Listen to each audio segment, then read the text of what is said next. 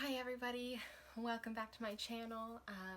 Today we are doing our July reading wrap-up, which is pretty late, but I will explain that in a minute. First of all, I'm feeling a little, I don't know, I guess you could say insecure about doing this video. Normally I like to look nice for my videos, but today I just did not have like the energy to shower and do my hair and stuff, so I'm like really frizzy, and I'm wearing a t-shirt that I got when I was like 12, and yeah, so I was like, part of me was like, I'm not gonna film today at all because I look awful. But then I have been reading How to Do Life with a Chronic Illness lately, and the caption is Reclaim Your Identity, Create Independence, and Find Your Way Forward. And I have a chronic illness. I have a energy limiting chronic illness, which means it's an invisible illness, but it affects my level of energy every day. And so part of what I am learning and trying to learn with this book is that I should not be embarrassed about my chronic illness and what it prevents me from doing, even if my life doesn't look like other people's lives. So I decided, you know what? I'm gonna make my statement and film my video today anyway. So I have a energy limiting chronic illness, and I just did not have the energy to shower and do my hair this morning. So I'm not done up for today's video, but we're gonna go with it anyway. Yeah. I probably would skip today's video to conserve energy also, but it's like August 20th and I haven't done July's reading wrap up yet, so we're going to do it, and it's okay. And anyway, also, if you have a chronic illness and you're looking for like something to read to like, you know, work on your lifestyle, because it's really hard for those of us with chronic illnesses. It's really hard, especially like when our doctors are just like I remember when I was first diagnosed 2 years ago, and I had to leave my job and everything and move back in with my parents to be supported by them, and I didn't know what was going on. And when I finally got the diagnosis, my doctor was straight up like, yeah, there's no cure for this, you just have to learn to manage. And I was like, okay, well, am I ever going to be able to work again? And she's like, yeah, most people are. She told me, she was like, on average, people with your condition usually are able to return to work within 2 years, because that's how long on average it takes people to learn to manage and function in a relatively normal way. And it's been about 2 years for me, and although I am not up to working full-time, I do think I'm getting close to maybe like working part-time, so that's really exciting. We'll see though. We'll see. Anyway, that was a tangent, but I just want to say I'm really enjoying this book, and it's really helping me relate a lot. Like there are a lot of things in this book that just really speak to me, and I'm like, yes, that's exactly how my experience was or is. And so, there's a lot of really helpful hints about, you know, managing your energy and how to manage your proactiveness and your productiveness, and how to manage relationships, you know, when you can't go out as much as you used to. And so this has been really, really helping me. And so yeah, if you have a chronic illness and you don't like that your doctor just told you you have to learn to manage and find what works for you, this book is a really great resource. I'm just gonna say I'm about halfway through it and I'm really enjoying it. So yes, just wanted to give a shout out to that. Yeah. So yes. July. We're doing our July reading wrap up. Sorry. So the reason that I am so late on this is because I have been out of town. I went out of town on like July 18th, around there, and then I just got back to town 2 days ago. Today is Tuesday. I got back to town Sunday afternoon. I was home for like 3 days, 2 days in the middle of that. Like we went to Florida because my dad had he's a tax accountant, and and every year, like, tax accountants, they go to the IRS conferences to find out about like law changes and stuff. And so he had that in Orlando, and so my family went, you know, because we like to make those like little vacations. My brother and his wife came with their 2 daughters, so it was a lot of fun. And then we got back on like a Monday night, like in the evening, a Monday, and then on that following Thursday, my mom and I went to my brother's house to babysit his 2 daughters because he and his wife went on their anniversary trip to Colorado. And then we just got back Sunday. So I haven't been at home very much. And I was at my brother's house for most of August. And so that's why I haven't filmed my July reading wrap-up video yet. But we're getting to it now. And I'm going to try to keep my head on straight for this. So, as you guys know from my earlier July videos, if you watched that, I was planning to do 2 readathons, which was the, it has a name.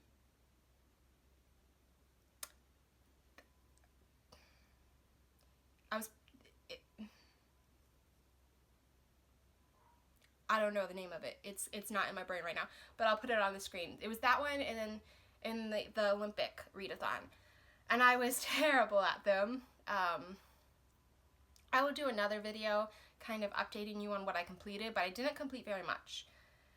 Because I thought I was going to have a lot of time to read in Orlando, and then I didn't. I think I read 1 book while we were in Orlando, and that was it. So, and then I didn't read at all while I was at my brother's house, which that was in August anyway, so it wouldn't have helped with my July readathon. But I only read 1 book when I was in Orlando, and I thought I would have plenty of time to read more, but I didn't. So I will do another video updating you on what I did complete with those readathons, but for now, let's just jump into our July reading wrap-up.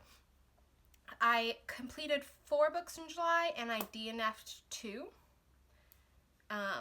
So the first book, and I don't usually talk about my DNFs on these videos because I don't usually purposely DNF a book.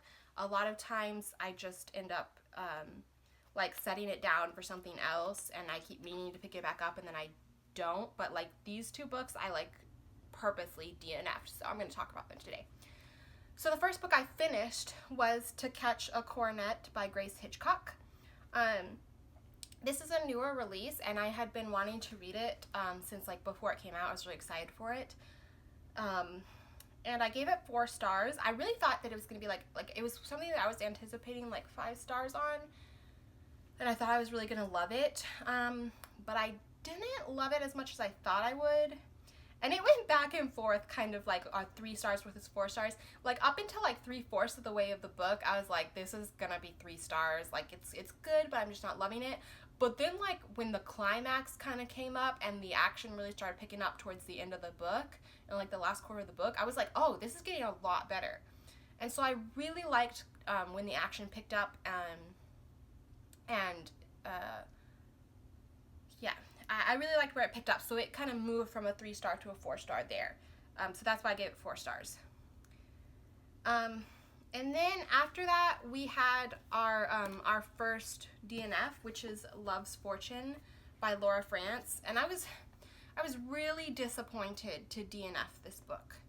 I'm not gonna lie to you, because I was really looking forward to it. I thought it would be really good. The back makes it look really good.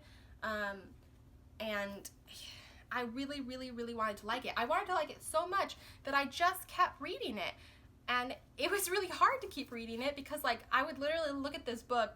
I spent most of July, probably a little over the first half of July, so probably 2.5 weeks, I spent trying to read this book and telling myself, it'll get better, I just need to keep going. And I got, maybe half or 3/4, no, not 3/4, but over half of the way through. It's maybe 2/3, I'll say. I got through. I was in page 200 and something. I know that. I don't know exactly where I stopped, but I was over 200 pages in out of 390. So I was well over halfway. I was over 200 pages in. And I just kept thinking that it would get better, and then it just never got better. And what was finally the last straw for me is that halfway through the book, the heroine smiled at something, and I was like, I think this is the first time in the book she has smiled. And I went back and I was like, oh no, She smiled in the very first chapter before, and what happens in this book is that this girl lives with her father in Kentucky, but his family is from Pennsylvania, and so he pretty much tells her in the first chapter, I got a letter from my parents, it's time for us to go back to Pennsylvania, we're moving back to Pennsylvania. And so she really struggles to fit in Pennsylvania, so she did smile in the very first chapter of the book before she got the news they were moving to Pennsylvania. And then after that, she does not smile once until this part in like just over halfway through the book when I was like, hey, she just smiled. Like, she is just so depressed most of the time. And if we had like one depressed character, it wouldn't be so bad. But the main guy is also really depressed.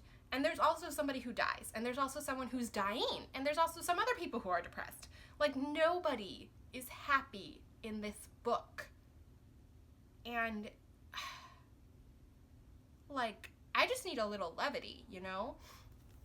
And it's interesting because like, you contrast this with one of the books that I did finish, which was Until Our Time Comes by Nicole Miller. It's something that I thought would be 5 stars, and it is 5 stars. And Until Our Time Comes is a novel of World War II Poland, and it takes place during the occupation. So there is a lot of sadness in that book too. Like, a lot of things are really hard because they're living in a country occupied by the Nazis, and it's about their struggle throughout the war. So there are a lot of really hard and sad things in that book as well. However, there is also levity in that book. Even during the occupation, like, the characters find reasons to smile or little glimmers of hope that they hold on to, and that makes it so beautiful. Whereas this, there was no reasons to smile. There was no glimmers of hope. And I was like, I need something. I don't mind reading hard stories, but I want a little bit of levity and a little bit of hope in that story. Whereas this book, everybody was depressed. Everybody. And it was just kind of awful. So finally I was like, why am I can't put myself through this anymore. So I gave up on it and I purposely DNF'd it, and yeah. But unfortunately I spent most of the, probably over half of July trying to read this book, and I didn't really want to, like, if I would have read more books if I had just let myself give up on it. But I was trying so hard. And so I would see another book and I'd be like, oh, I kind of want to read that. And I'd be like, no, I have to finish this book first. And then I never finished it because I didn't like it. So that was that. And for Until Our Time Comes, I actually did give Until Our Time Comes 5 stars. It was really good. And this was another one that I kind of debated on. Like, there were parts of the books that I would get to and I'd be like, maybe this will only be 4 stars, but then by the end I was like, no, it is 5 stars. It was very close. It's a very low 5 stars. It's lower on the 5-star scale than I assumed it would be, but it still did just make 5 stars. So that's Until Our Time Comes. Another book that I finished was A Choice Considered by Tracie Peterson. This is the 2nd book in her latest series, so it also just came out in July, or maybe at the end of June, I'm not sure, but it was very new. When I got it from the library, which all 3 of these books that I finished I've gotten from the library, but this one I gave 4 stars. It was really good. I liked it better than the first book. I'm trying to think of what I did like about it. I read this one kind of towards the beginning of the month, so it was before I got bogged down in the Laura Frantz book. I liked it. I liked it a lot. I can't really tell you why at the moment. It's kind of hazy in my brain, but I liked it. So I'm just going to leave it at, it was 4 stars, and we'll move on. The 2nd book that I DNF'd was Love in the Balance by Regina Jennings, which this is a book for that readathon whose name I can't remember at the moment. They had a prompt that was like, just go to your library and pick a random book, and this was the book that I picked, and it looked really good. It looked interesting by the synopsis, but it was just too unbelievable to me. Like, it's a historical fiction. It takes place in like the 1870s, and in the opening scene, this the main couple is getting in a fight in church in front of their whole congregation because the guy says that he doesn't want to see her until she agrees to marry him. So he's poor and her family is kind of rich, and so her parents won't approve of her marrying him, but they've been sneaking around anyway.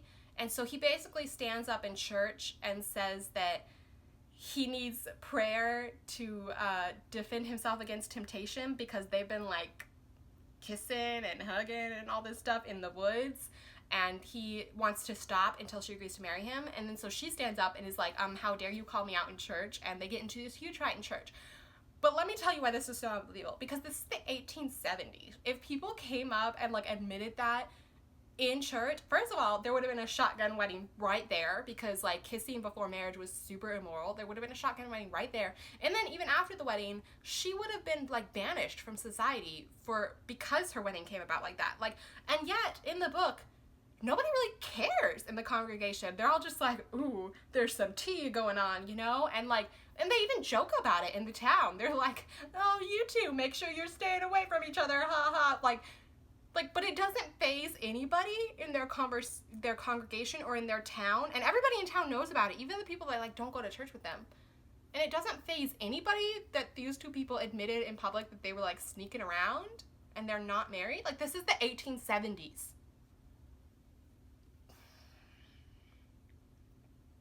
And I was literally, and I tried to read on past that. I think I read 5 or 6 chapters, and I was like, what is going on in this town that like nobody calls out this behavior? And so yeah, I was like, yeah, I'm not into this. So I put it down. I was like, I can't with this. Anyway, so then that brings us to the final book that I finished, which is the 4th book, which is Love Finds You in Groom, Texas by Janice Hanna. Janice Hanna is also, wave of lightheadedness, also something that happens with my chronic illness. Okay.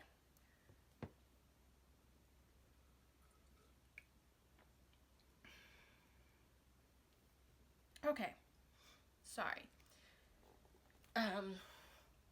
Janice Hanna is also Janice Thompson, who I've read a lot of her contemporary fiction from. So when I saw that she did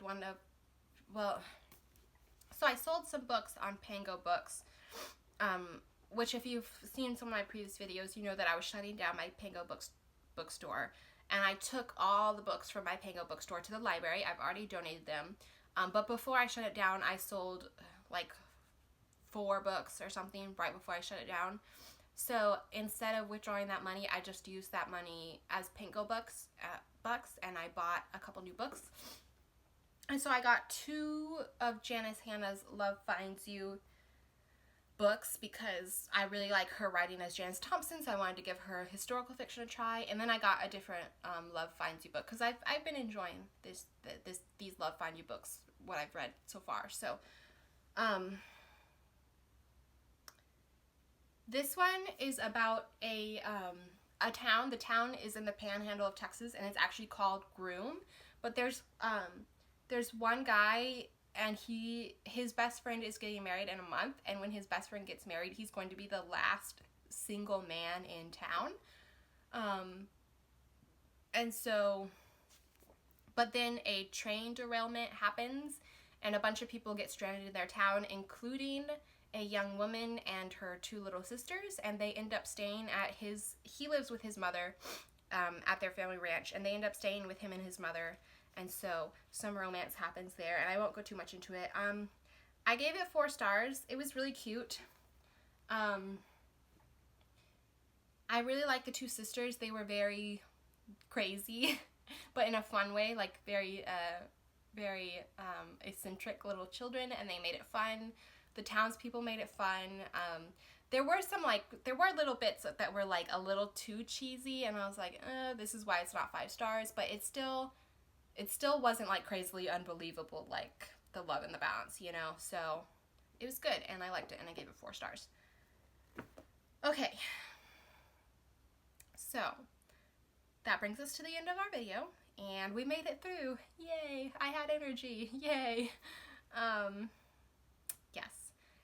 I have some more videos coming up for you guys. I want to give you an update on those 2 readathons and how I did on them, which was not very well, but I did read for some books for some of them.